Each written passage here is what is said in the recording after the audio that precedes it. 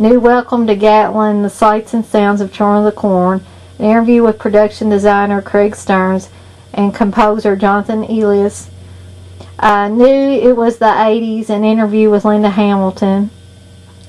New Stephen King on a Shoestring, an interview with producer Donald P. Borchers. Harvesting Horror, Children of the Corn, a documentary featuring interviews with director Fritz Kurtz and actors John Franklin and Courtney Gaines. So John Franklin and Courtney Gaines are on this Blu-ray a lot.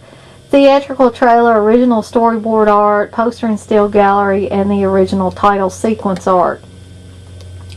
Now the things, of course, that say new on there are new to the Blu-ray, but those are kind of short segments, so the majority of it again is stuff that was on the DVD. So that's Children of the Corn. The next one is A Clockwork Orange. Now, for anyone that has not seen Stanley Kubrick's A Clockwork Orange, I urge you to watch this film. It is bizarre. It's probably not something that you would want young children to watch. I know I wouldn't. Probably not something that you'd feel comfortable watching with your family members. This is one that if I'm watching it, I like to watch it by myself. Because there is a lot of there are things like rape, murders, a lot of sexual references in this film, and it's not, I don't think it's really meant for children to watch, and children wouldn't really get anything out of it anyway.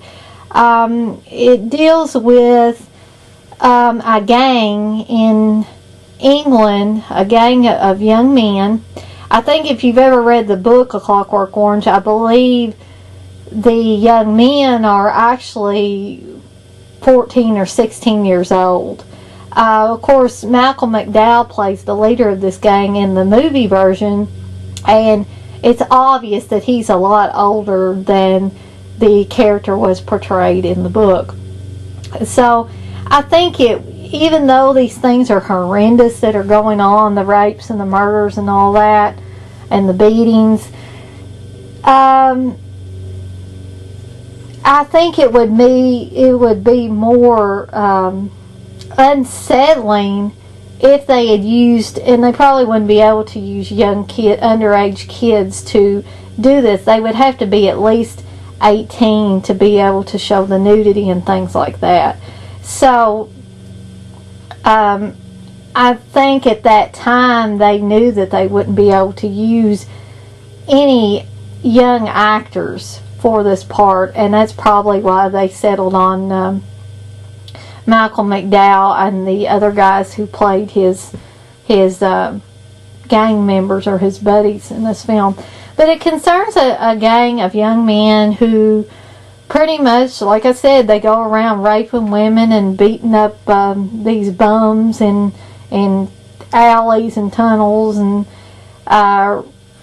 stealing from people, and just doing, all kinds of terrible things. Well, the main character, Alex, who Malcolm McDowell plays, ends up kind of turning on his buddies, and so they want him to get caught, so they kind of set up a situation where he gets caught and is put in jail, and they get away, and they kind of go on with their lives and become, I guess, more immersed in society, more upstanding members of society.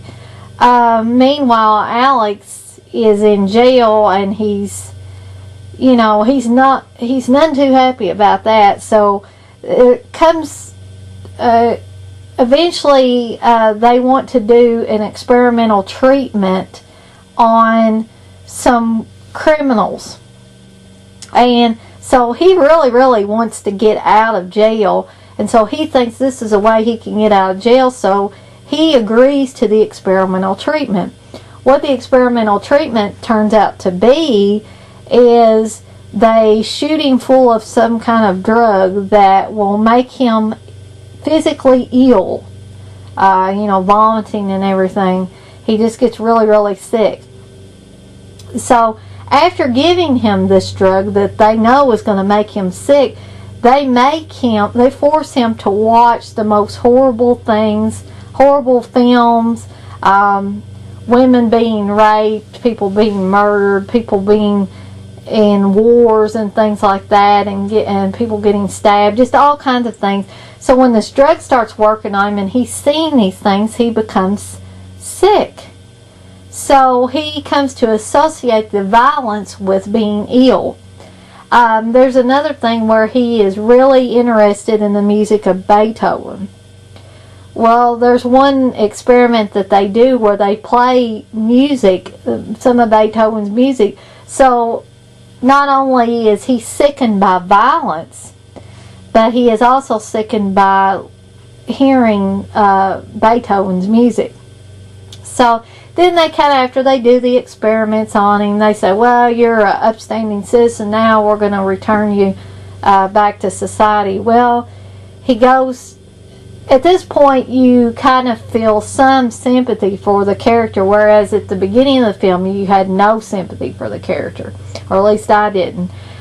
He tries to go back home, and his parents have taken in a lodger, and they pretty much don't have room for him, so he doesn't have a home, so he has to leave, and then he meets up with a couple of his former friends, and they have become cops, and they take him to this old bathtub out in the woods and just keep dunking him, and they almost end up drowning him, and then they just leave him there.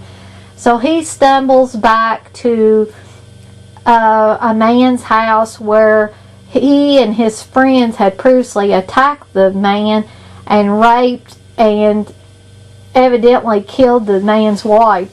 But the man does not know Alex. When he comes to his house, he finds out later, and of course Alex gets sent back to the medical facility where he kind of reverts back to his old ways at the end of the film. So it kind of comes full circle. But that's a basic story of A Clockwork Orange. But again, this film looks really, really good on Blu-ray. Transfer is excellent. This is another film from the 70s. And again, it is very bizarre, and I would suggest watching it by yourself at least the first time you watch it, so you kind of get the full impact of it. Unless, of course, you watch it with another person that's going to get some kind of understanding of how the film's going to work before they watch it. Okay, and the special features are, again, like the DVD that came out recently. There are, there's that glare again. There's commentary by Malcolm McDowell and historian Nick Redman. There's a Channel 4 documentary, Still Ticking, The Return of A Clockwork Orange.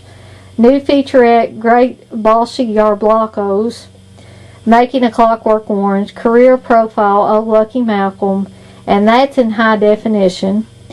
Produced and directed by Jan Harlan and edited by Katia Davidis. And there's also a theatrical trailer.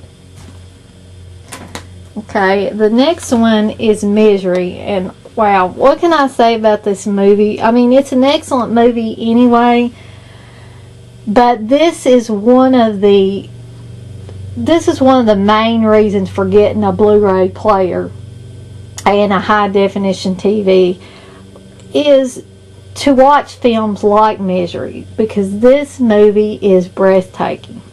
I don't care if you don't like horror movies or suspense movies, or you're not a real big fan of Kathy Bates or James Caan or whatever. This movie is what the Blu-ray, or these types of movies, I think, are what the Blu-ray format was made for. Because not only are there a lot of landscape shots, there's a lot of snow shown in this film. There are a lot of bright, searing colors in this film too. There's a lot of red in this film. And red, I have noticed, is one of the colors that really pops in HD. So the titles of the film, before the film even gets started, the titles in the film, over the red titles over the top of the white snowy landscape, is breathtaking. It is just absolutely fantastic.